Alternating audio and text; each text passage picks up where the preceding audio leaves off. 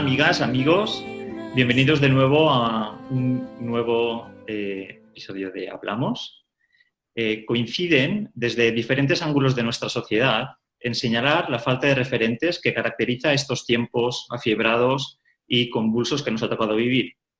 Su hueco, a falta de algo mejor, dicen, lo ocupan los populistas temerarios. Aquí, en Hablamos, no estamos de acuerdo con dicha idea. Referentes los hay, pero hay que limpiar, hay que tremecer un poquito entre tanta saturación en la información o desinformación. Y ese es nuestro objetivo. Hoy tenemos el placer de tener a una mujer, uno de esos referentes, que sabe leer e interpretar los signos de nuestra época y también de otras pasadas para proponer estrategias y desafíos que estén a la altura. Almudena Hernando es arqueóloga y profesora titular de la Universidad Complutense de Madrid desde 1992. Sus investigaciones se centran en la etnoarqueología, la arqueología de género y la construcción de identidades. Forma parte del Departamento de Prehistoria de la Universidad Complutense, del Instituto de Investigaciones Feministas de la misma universidad y de la AGE, que es la Archaeology and Gender en Europa. Es autora de varios libros. Entre todos ellos recomendamos su último libro, es la fantasía de la individualidad. A su vez, Almudena Hernando ha dirigido importantes investigaciones con grupos indígenas, como los quechí en Guatemala o los awá en el Amazonas. Y actualmente trabaja con poblaciones indígenas en Etiopía. Almudena, hola, ¿qué tal? ¿Cómo estás? Hola, sí, muy bien, encantada de estar aquí, encerrada como todos en el confinamiento, pero muy bien. Bienvenida, Almudena, es un verdadero placer para nosotros y estamos encantados y la verdad es que no tenemos palabras suficientes de agradecimiento, sobre todo por regalarnos ese regalo tan preciado, ¿verdad? Que es el tiempo de cada uno. Así que muchísimas gracias de corazón por esta oportunidad que nos brindas. Gracias a vosotros por la invitación, un placer. Bueno, pues nos lanzamos y voy por una pregunta que le hemos estado dando muchas vueltas porque estamos convencidos de que es una pregunta que da para una tesis, pero bueno, lo vamos a intentar. ¿Qué es la identidad humana y cómo se construye? Sí, es una pregunta que daba efectivamente para mucho, pero lo intento decir en dos frases, ¿no? Yo entiendo la identidad, o sea, yo manejo el concepto de identidad como la manera que tenemos de entender lo que es el mundo, cómo es el mundo y la posición que nosotros ocupamos dentro de él. Y esta forma de entender el mundo y de nuestra propia posición siempre nos devuelve la sensación de que estamos seguros en él. O sea, la identidad es un conjunto de mecanismos que tiene como principal objetivo neutralizar la angustia que nos generaría contemplar la inmensidad del universo en el que vivimos y tener en cuenta todos los fenómenos, porque no podríamos controlar nada, sabríamos que no lo podemos controlar. Entonces, lo que hace la mente humana, desde la aparición de Sapiens, ¿no? Lo que hace la mente humana es seleccionar solo aquellos fenómenos que puede controlar en medida suficiente. Entonces, lo que hace cada ser humano es hacerse una idea de lo que es el mundo y de lo que es él como persona o ella a la medida de su capacidad de control. Así que no hay que despreciar ningún tipo de identidad. Todas las identidades son igualmente operativas porque todas las identidades te devuelven la misma sensación de que vas a sobrevivir, ¿no? Pero claro, varían dependiendo cuál es el grado de control que tú tienes del mundo, del control tecnológico que tienes del mundo, varían. La identidad está formada, para entender lo que es la identidad humana, ¿no?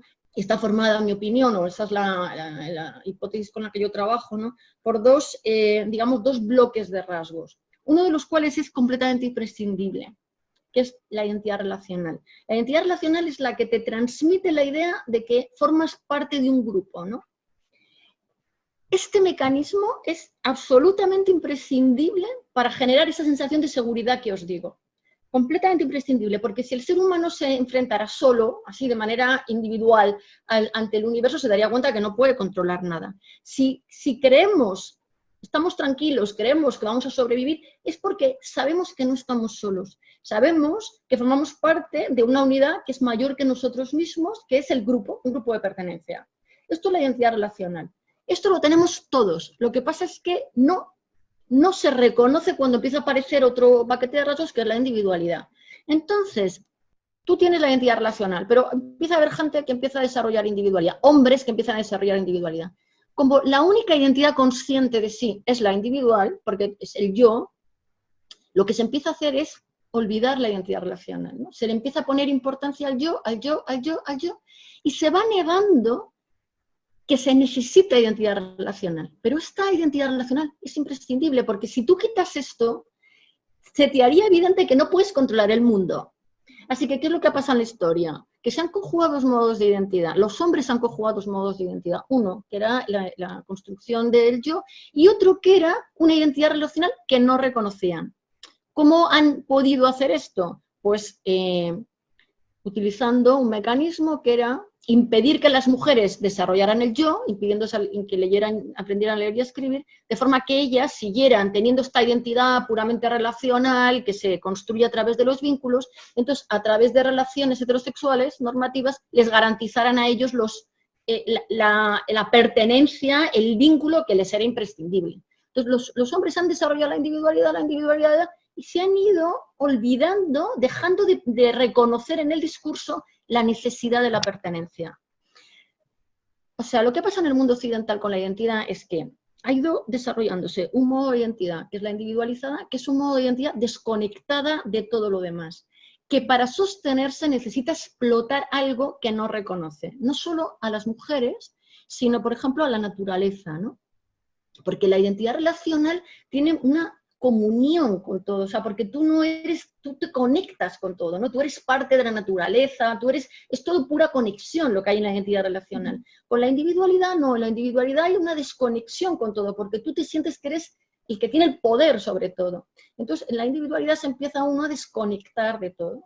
Entonces, a medida que avanzaba la individualidad, se iba aumentando pues, todas las dinámicas de explotación humana, de patriarcado y de explotación de la naturaleza.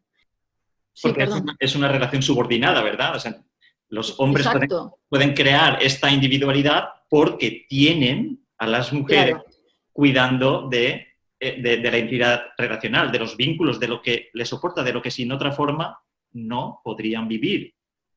No podrían, exacto. O sea, y eso es lo que ha pasado con la pandemia, ¿no? De otra manera se haría evidente que sin el grupo no podemos sobrevivir, ¿no? Y hemos comentado anteriormente que sigues trabajando con poblaciones indígenas. ¿Cuál es la importancia, la razón de trabajar con poblaciones indígenas para reflexionar sobre la construcción de la identidad humana? Bueno, para mí fue absolutamente revelador. O sea, yo fui la primera vez con un grupo indígena, fue con una ONG a Guatemala, ¿no? Y fue una iluminación, porque cuando tú estás en presencia de otro grupo humano, de otra cultura, por lo menos eso me pasó a mí, te das cuenta de que la manera que tú tienes de entender el mundo es particular de tu cultura. O sea, el problema, y esto es lo que a mí me enseñaron los grupos indígenas, ¿no? El problema de nuestra cultura es que universaliza los patrones de identidad que tenemos nosotros. O sea, considera que todos los seres humanos tienen individualidad y que la lógica, el sentido común es universal, que el sentido común es común a todos, ¿no? Entonces, cuando estás con un grupo indígena te das cuenta de que eso no es así, de que hay lógicas tan absolutamente coherentes, tan bien organizadas como la nuestra, pero que funcionan de un modo distinto. Y eso es lo que a mí me enseñó, lo que me ayudó o me desveló la presencia. Esto no lo podría haber hecho si no hubiera tenido esta experiencia con un grupo indígena, ¿eh? Es intentar entender cómo se ha construido la identidad, partiendo de que hay grupos que tienen menor complejidad socioeconómica, menos división de funciones, que construyen la identidad de otro modo, mucho más relacional. Entonces, cuando tú construyes la identidad más relacionalmente, y te encuentras con un grupo, como fue la conquista, por ejemplo, de América, ¿no? Con un grupo que viene, que tiene más individualidad, el poder siempre lo tiene el grupo que tiene más individualidad. Y en la historia lo que había pasado es que los hombres que tenían más individualidad habían tenido el poder sobre las mujeres, que eran más relacionales. Entonces yo empecé a preguntarme, ¿qué tiene que ver los indígenas con las mujeres? ¿Y qué tiene que ver los hombres con la globalización, ¿no? ¿Qué tiene que ver el capitalismo con la manera como son los hombres y qué tiene que ver las mujeres con los indígenas? Entonces fui desarrollando esta hipótesis. O sea, para mí fue absolutamente esencial. Y estar en presencia de un grupo indígena es la mayor lección de humildad que, si sabes vivirlo, en términos de igualdad, porque hay grupos que hay personas que están con grupos indígenas y que lo que consideran es que, bueno, que hay algo que enseñarles, que hay algo que transmitirles, que hay que alfabetizarles, que hay que convertirles, yo que sé, a algún tipo de creencia. Esa soberbia con la que hemos ido andando. Exacto. Pero si tú estás en presencia de ellos con la seguridad de que ellos te pueden enseñar a ti, entonces es una fuente de conocimiento que no la puedes encontrar desde un despacho aquí, ¿sabes? Desde aquí no te puedes imaginar lo que puedes aprender o sea, no te puedes imaginar cómo son otras maneras de estar en el mundo distintas de la tuya, no te las puedes imaginar.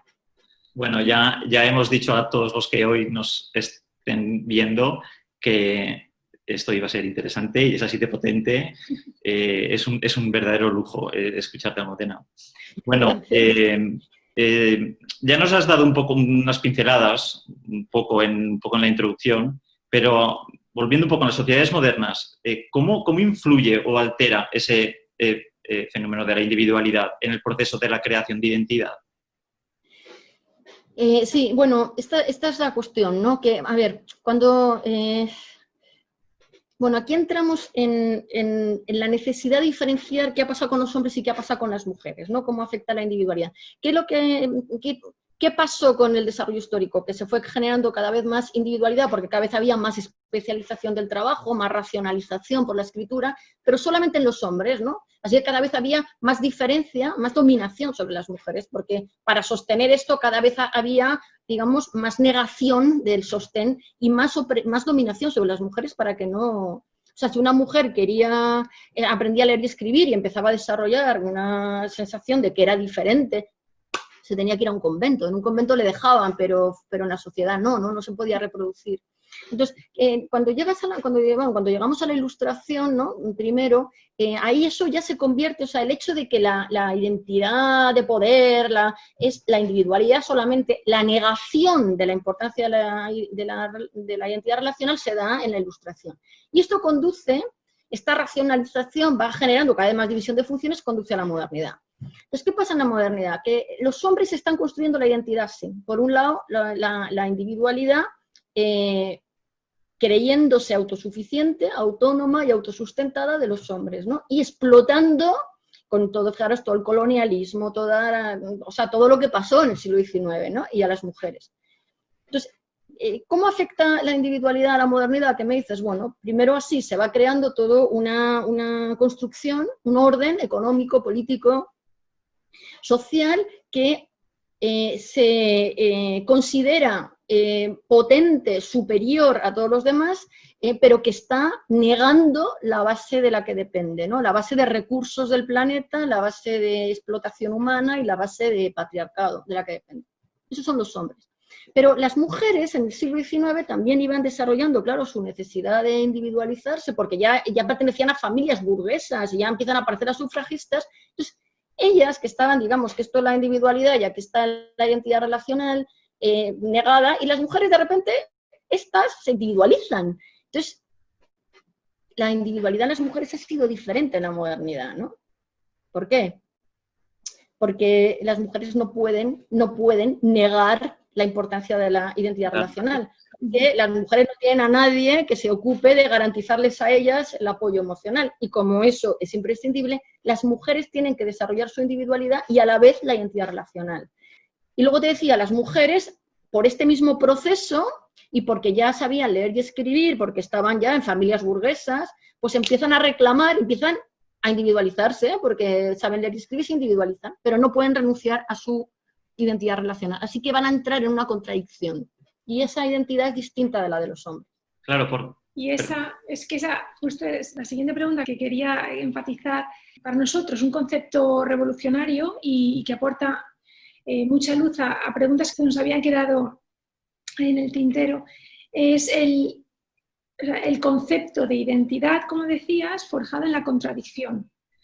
Y aquí, cuando lo escuché por primera vez, cuando te lo escuché por primera vez, primero, y luego lo hemos comentado, ¿no?, que de alguna manera u otra nos hemos sentido muy identificados, ¿no?, cuando lo describes. Y escucharte, de verdad, eso es una delicia. Por eso me encanta que, bueno, sí, continúa si nos lo puedes explicar. Sí, claro, porque es un poco, nos hemos sentido muy identificados porque es esa parte de la mujer que sabe que no puede desarrollar esa identidad porque si no es ella quien está cuidando de la identidad relacional, no lo va a hacer nadie.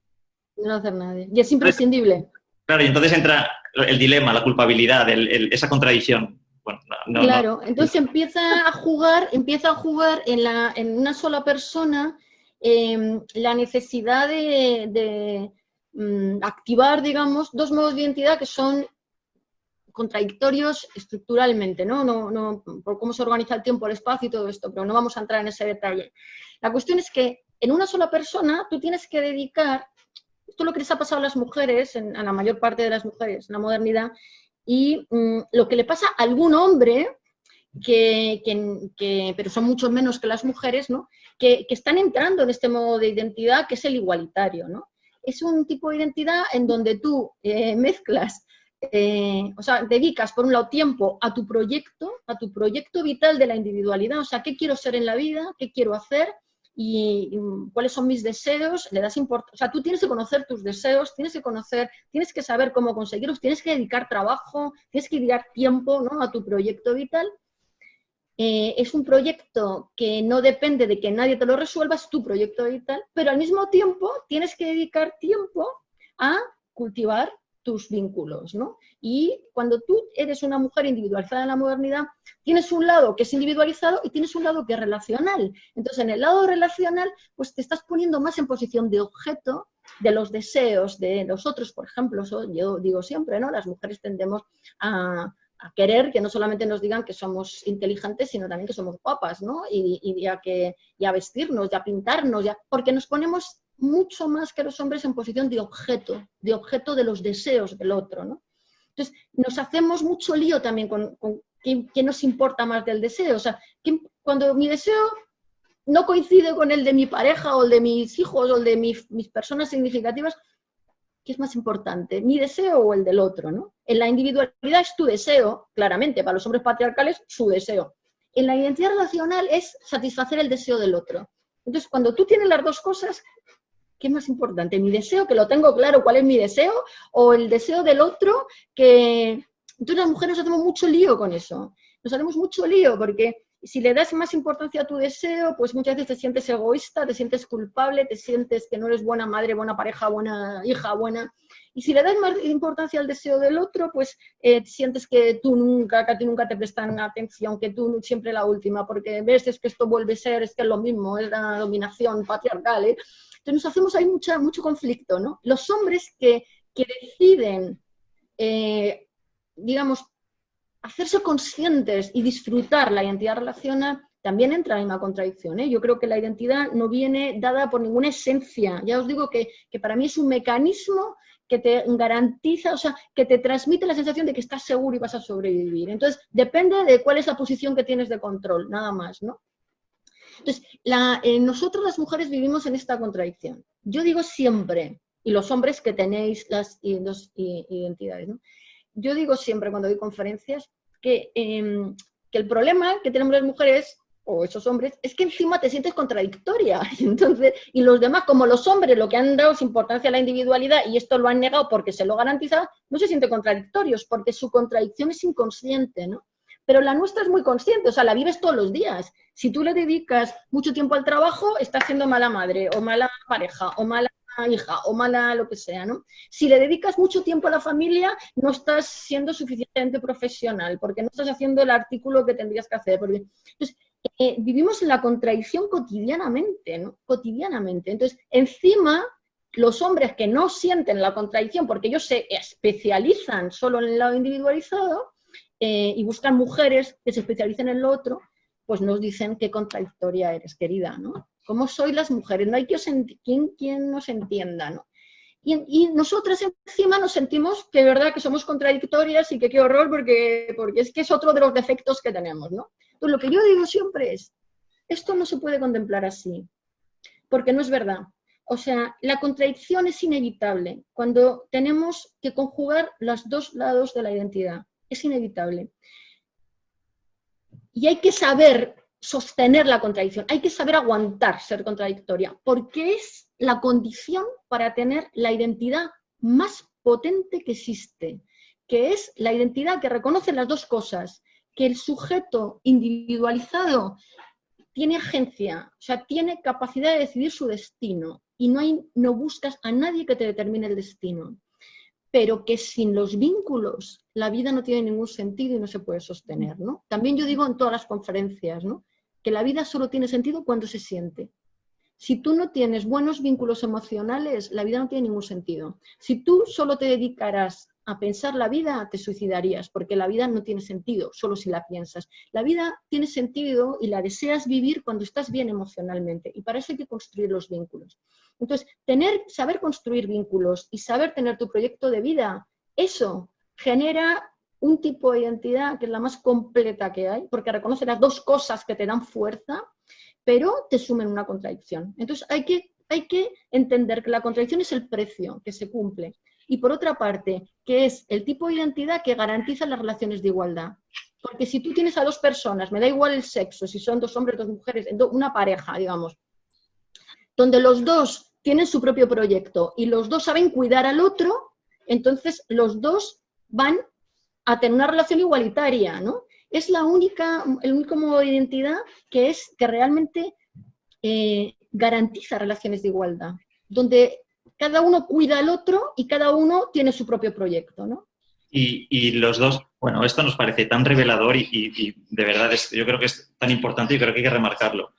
Pero también remarcar que para el hombre, género masculino, se va a sentir mejor, nos vamos a sentir todos mejores, vamos a poder desprendernos de esa angustia que tenemos por llegar y subir, y porque también el hombre individualizado se está creando, ¿no?, esa barbaridad de expectativas, y en ese equilibrio, en esa igualdad, todos vamos a salir ganando. Yo creo que ese es otro de tus relatos más enriquecedores.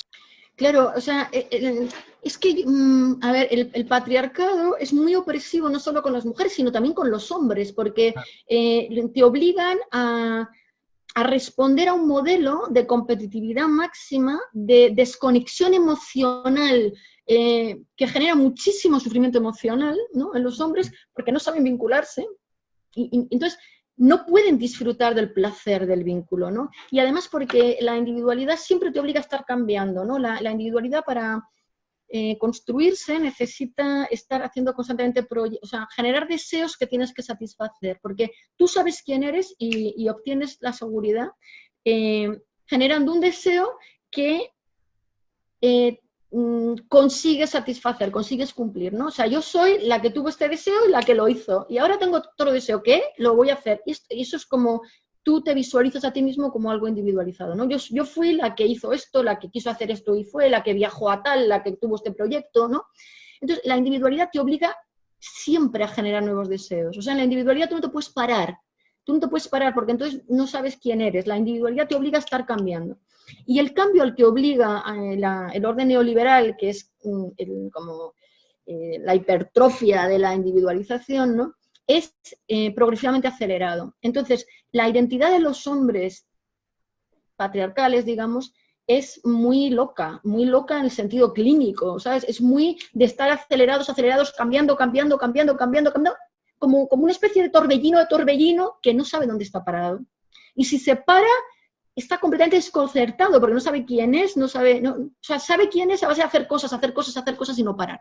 Esto lo va a disparar Internet, o sea, yo creo que ahora con la pandemia esto se va a disparar, la desconexión, porque del acelere del trabajo se va a acelerar. Entonces hay que tener mucho cuidado con esto, o sea, hay que insistir mucho en que la sociedad está enfermando, va a enfermar, aparte de que está acabando con el planeta, ¿no? Y está además, fijaros, con los inmigrantes, o sea, hay grados de desigualdad cada vez mayores, ¿no?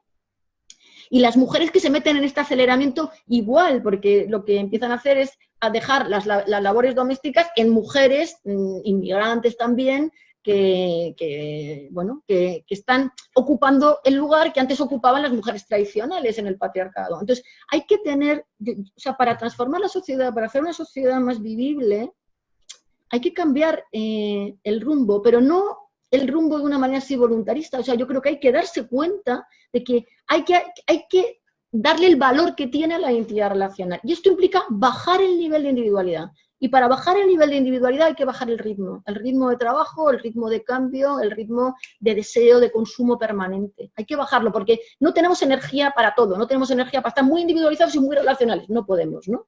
Si tú quieres tener más identidad relacional, tienes que dedicar tiempo a las relaciones, al ocio, a la estabilidad, al no cambio, y para eso tienes que bajar la individualidad. Por eso, igual te parece un poco atrevido, pero cultivas tanto la identidad individual que cuando hay un caso de asesinato, el hombre masculino se suicida, porque no se encuentra ante el mundo y de repente dice, yo no puedo sobrevivir. Yo creo que en parte sí, o sea, yo creo que en parte esa es la razón, o sea, que aquí cuando ahora en la modernidad ya hay mujeres que se están yendo de parejas que son maltratadores, ¿no? Y que no lo soportan porque ya tienen cierto grado de individualidad, entonces se pueden ir. El hombre se queda solo y como esos hombres no han cultivado nada, no saben construir vínculos, como no te puedes sostener sin vínculos, pues en general matan a la mujer y luego se matan ellos, te suicidan. Claro, por eso tu discurso nos parece tan interesante y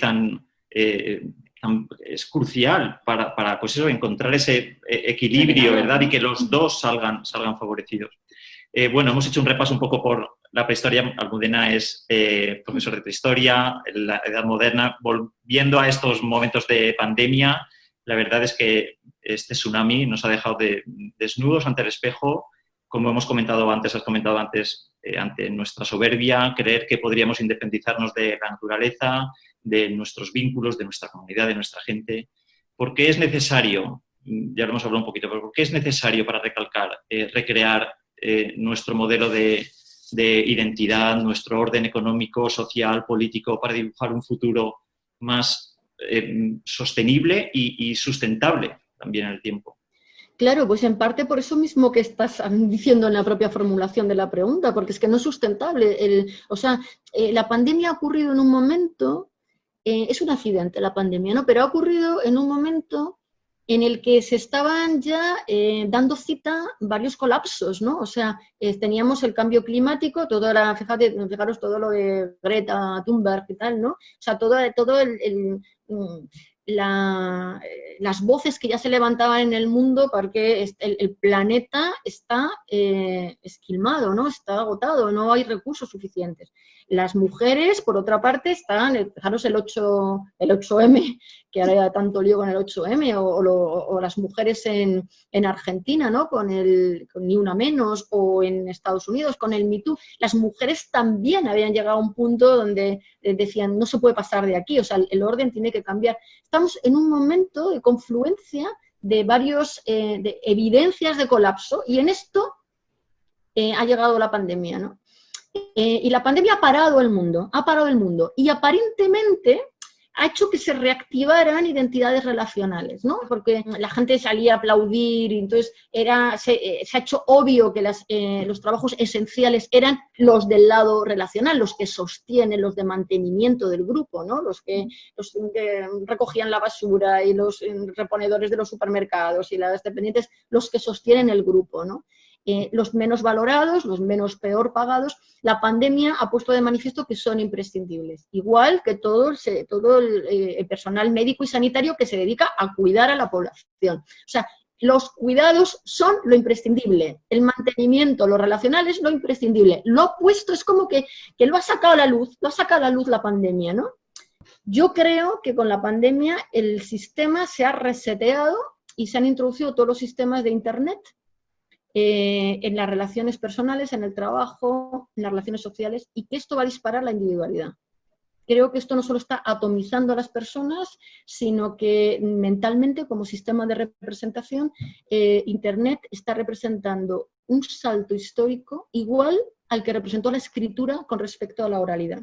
Igual. Y esto va a disparar, y por eso ha aparecido Internet, es que eso es más largo de explicar, pero esto va a disparar los niveles de individualización. Entonces yo creo que ahora, como nunca, hay que tener muy presente que el sistema no se sostiene a través de la individualidad, que esto va a llevar al bienestar de unos pocos, muy pocos, y a la explotación. O sea, lo que pasa con la historia es que a medida que pasaba la individualidad, cada vez había más cantidad de digamos, de energía, personas explotadas, ¿no?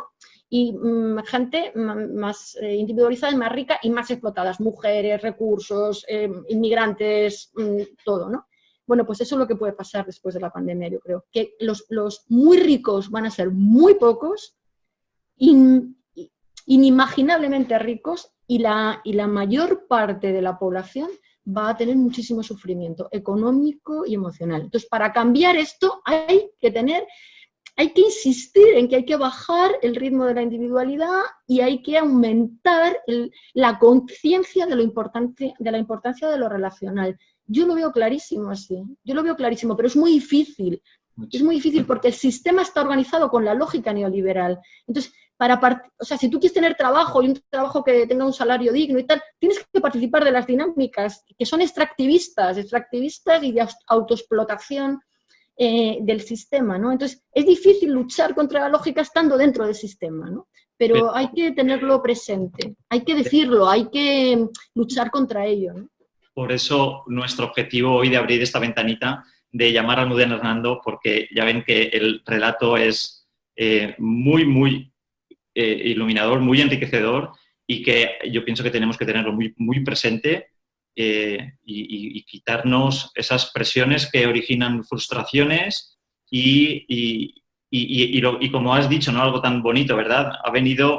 Esta pandemia ha venido a enseñarnos de verdad lo que sustenta la vida y que sin ello no podemos vivir.